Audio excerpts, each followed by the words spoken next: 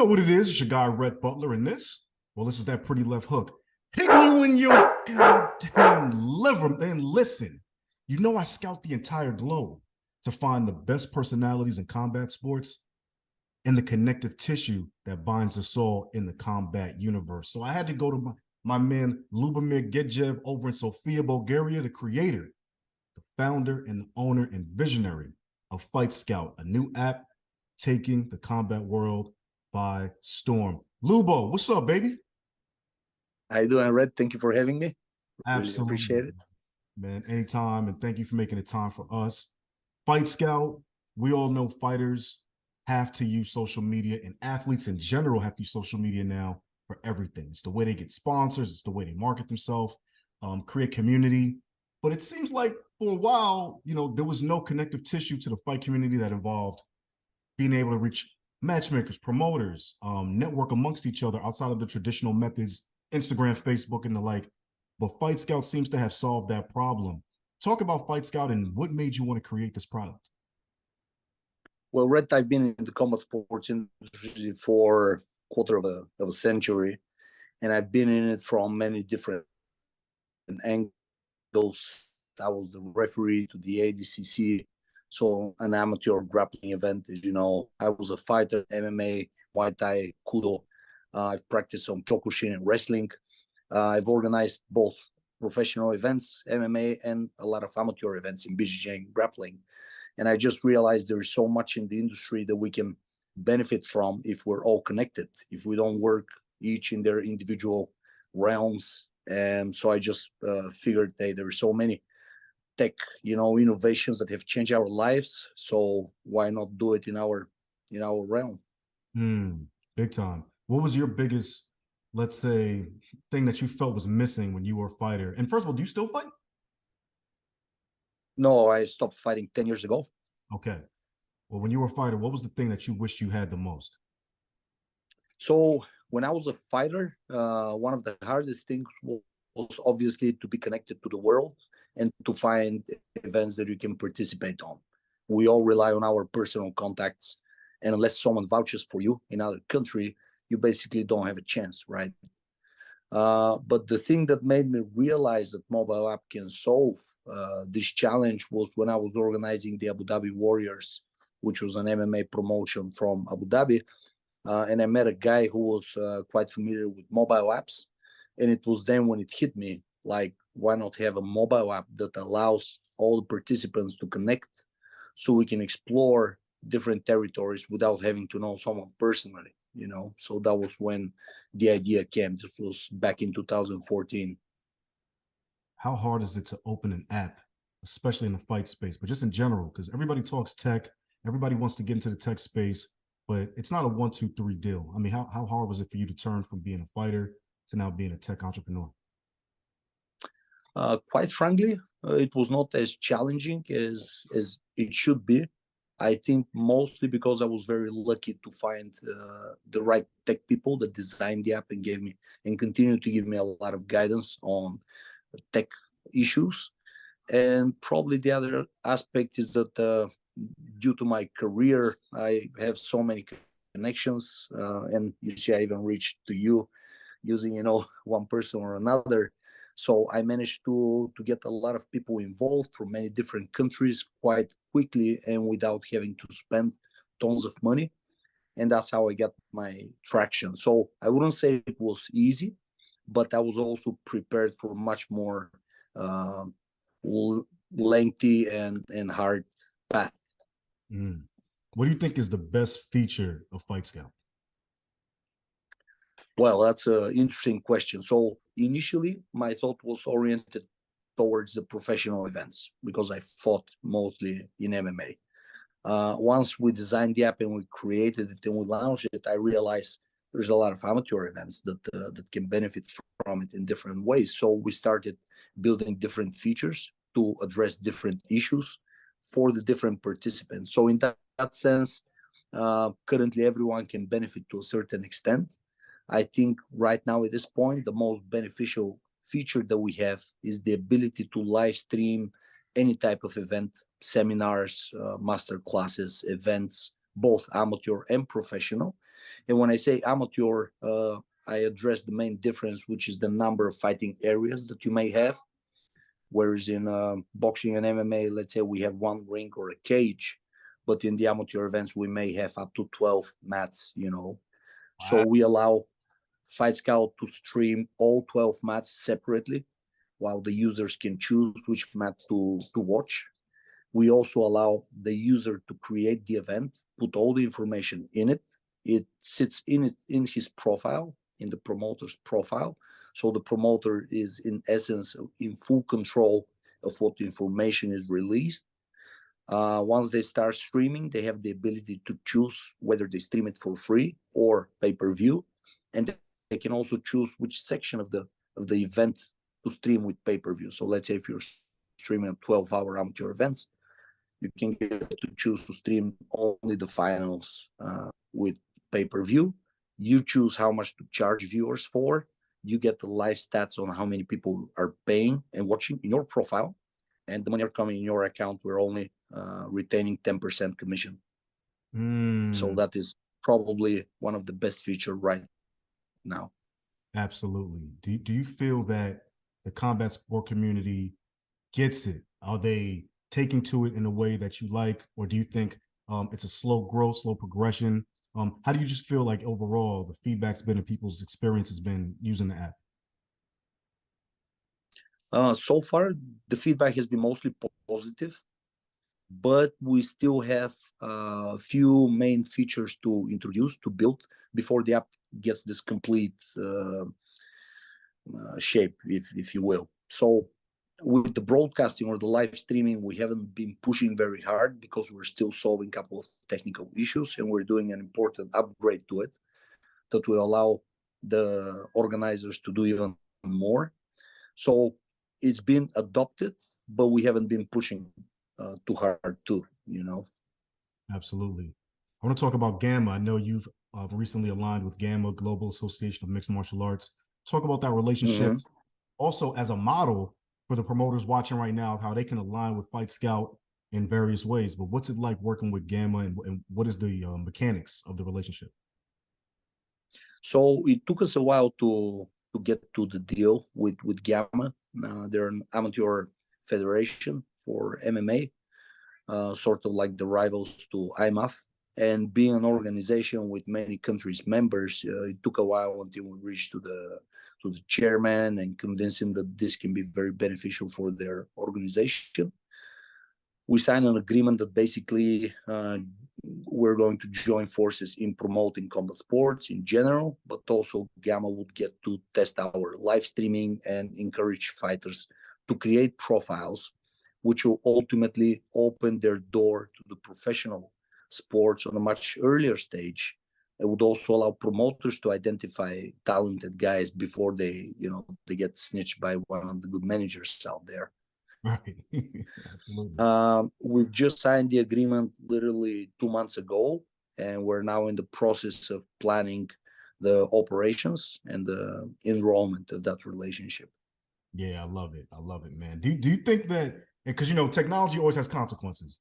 So do you think that what Fight Scout might eliminate certain parts of the fight business that might have been obscure, like if you don't know a matchmaker, the management components that where people feel, they have to vet a manager, or the shady manager components? Do you feel like Fight Scout kind of levels the playing field for the fighter, where they really have more of a comprehensive understanding of the people that they might do business with in the future?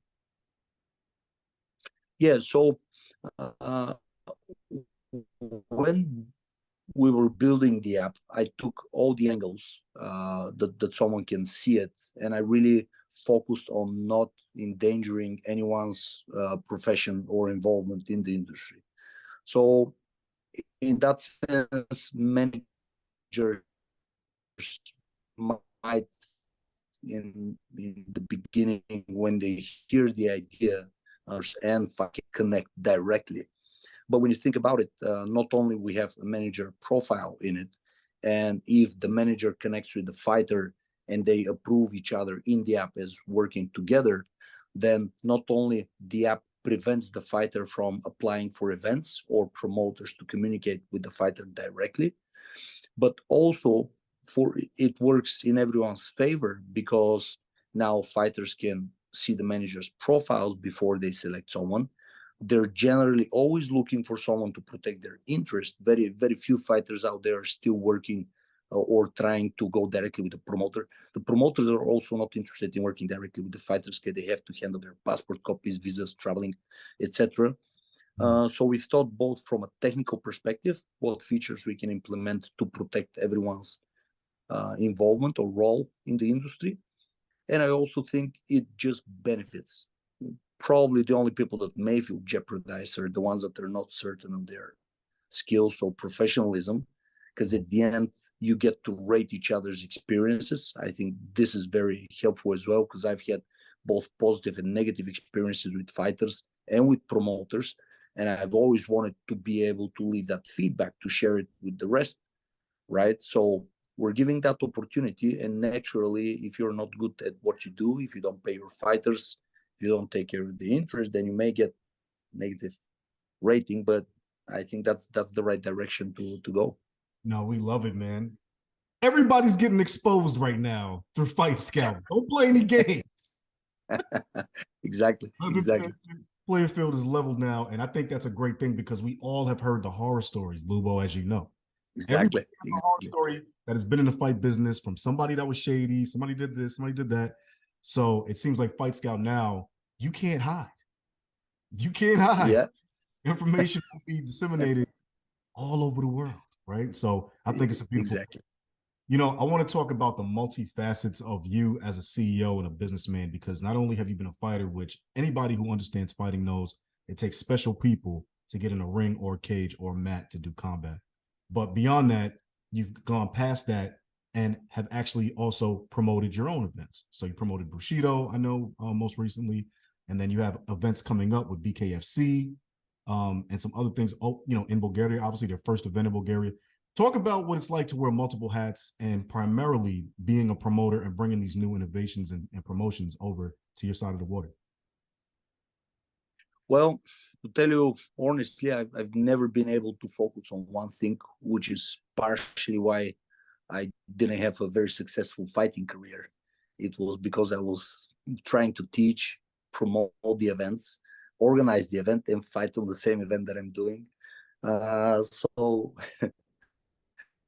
yeah, I guess that's my character. So I've always enjoyed working on multiple things at the same time, especially things that contribute to one another, or there's synergy, obviously, between.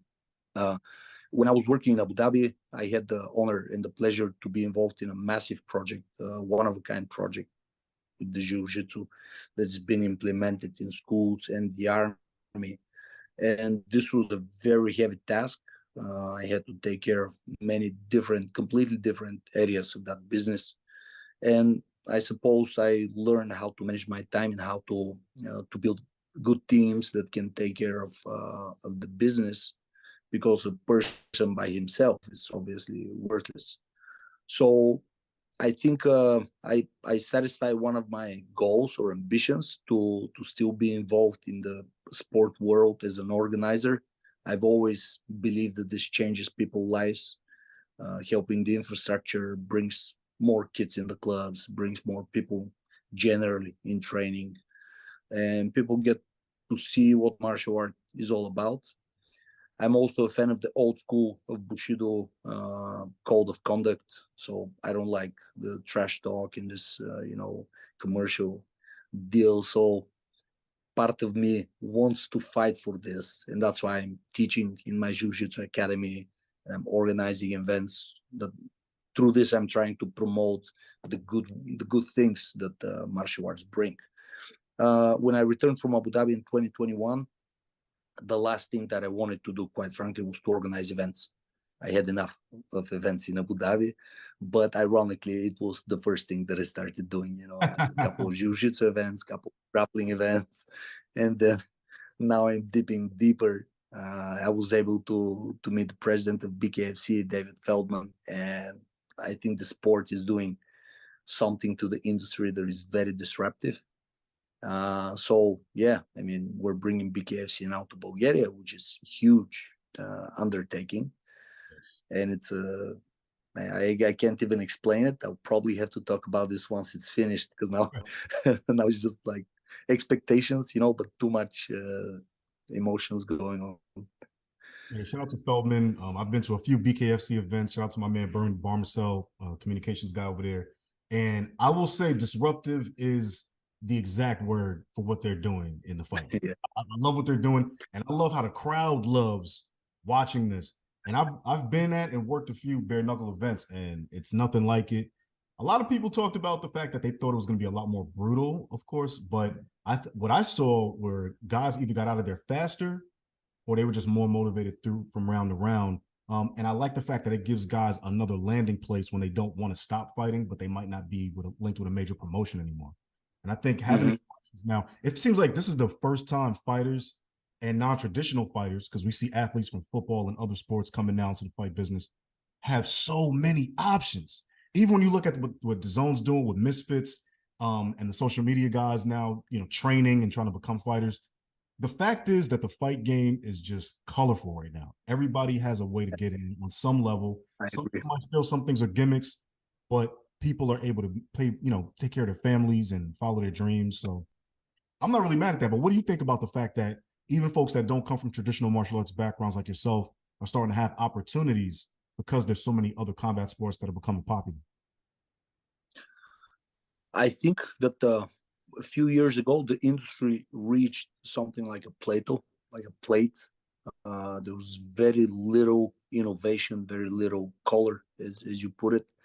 And I believe what's happening now is very good for the industry, because sport is all about being able to show your skills and display what you've learned, compare yourself with someone else, test your abilities.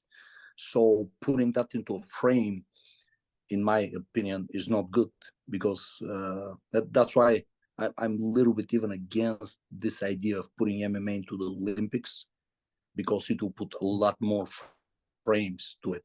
And I believe in freedom, as many different events as possible, testing different skills, putting different rule set.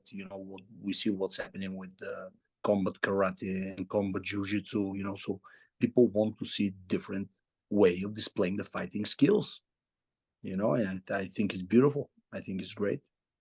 Yeah, I want to touch on that. So you're against MMA for the Olympics? Yeah, quite frankly, yes. You think people won't get the same level It of will. enjoyment from it? Like it'll be like a point system or something? No, I think that the concept of being in the Olympics would mean that everyone would either want to reach to the Olympics so they can switch to professional from there, or clearly separate the guys who are fighting for the Olympics and the guys who are professionals. Mm, And once you have that very clear path, then you have to obey to the rules. I need to practice in the club that is registered. I right, need to follow the rules of the federations. And what happens when they start steering it in the right. path that is this, not, you know, that doesn't provide you with the same opportunity, Interesting. you know? Absolutely. No, I mean, Yeah. I guess a similar thing would be, boxing, how that pipeline now, a lot of guys don't even want to go to the Olympics and they just want to go straight pro because they feel that the Olympics is not even the destination or the goal anymore, or it's been cheapened as a goal for some. I mean, and Because depending, you're depending on how the president of your federation in your country is running the organization. right. So yeah, if you're lucky, maybe your federation does a lot. There is a lot of countries where the government truly supports sports and they provide ample opportunities. I no doubt about it. But there are also a lot. There's a lot of corruption and misuse of funds and misuse of power, and the athletes trying to escape that country, go fight for another country. And yeah, I'm a little bit against that idea. That's real. That's real. Um, are you guys familiar with LinkedIn, the application and the website in Bulgaria? Yeah, we're actually using LinkedIn like somewhat like a reference to compare Fight Scout with. I mean, that's what I was gonna say. It seems like Fight Scout is the LinkedIn of combat sports, for sure. Yeah, that's what It's like we LinkedIn refer mixed to with it TED Talk. because If the TED Talk would be equal to a fight, it's like LinkedIn mixed with TED Talk. yeah, I would say it's a mixture, but probably at this point, LinkedIn is the best comparison because it's career oriented, it's Yeah. productivity oriented. It's not for fun. It's not for posting things that you can post in Instagram and Facebook. They're doing a great job. We don't want to compete with with the white sharks over there. But we lack a platform that connects professionals with with the goal to achieve something in their career, not just to chat and just have fun, but to either monetize or get more opportunities to develop to No, I love it, man. Do you think that be productive. you think this will make more people act professional in the fight game? Because sometimes people have said the game lacks professionalism on some levels. I think it will help for the professional guys to receive uh,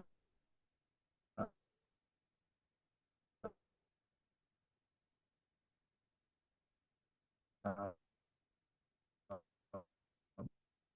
more attention. And our answer is who validates what job you put in LinkedIn. I can put myself as a CEO of Google. Who validates that? It's the users of LinkedIn. You'll be reported, or someone will say this guy is a fake, and they'll not give you attention. So just by creating your profile in a professional manner, you already speak to everyone that sees it. Man, that guy wants to achieve something. He put his topology link, he put enough pictures, he put links to his social media channels, he filled his achievements, how many years he practiced something, even if he didn't compete. So now I know, man, this guy wants to be noticed, this guy wants to fight. So I want to talk to him. Absolutely. You know, For your average person that stumbles across the Fight Scout app, what do you want them to understand about how their life in the fight game as a professional will change once they download this app, become a user, and start playing with the functionality? What do you want them to know?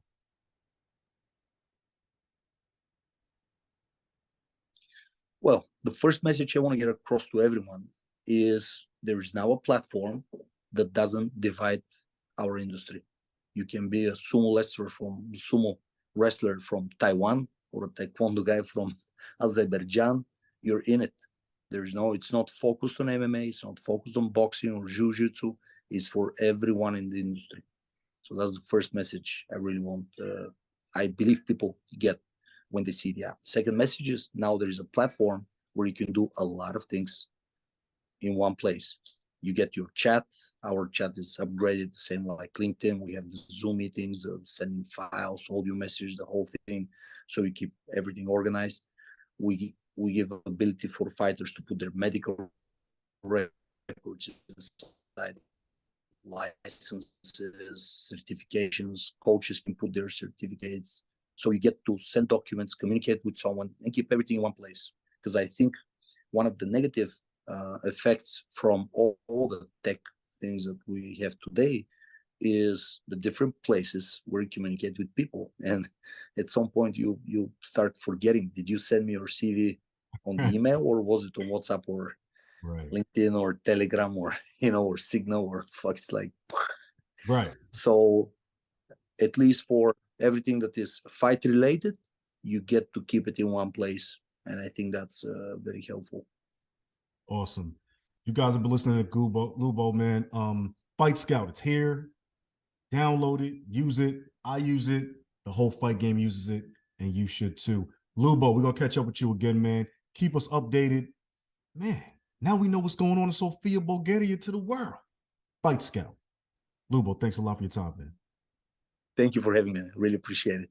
Absolutely, bros.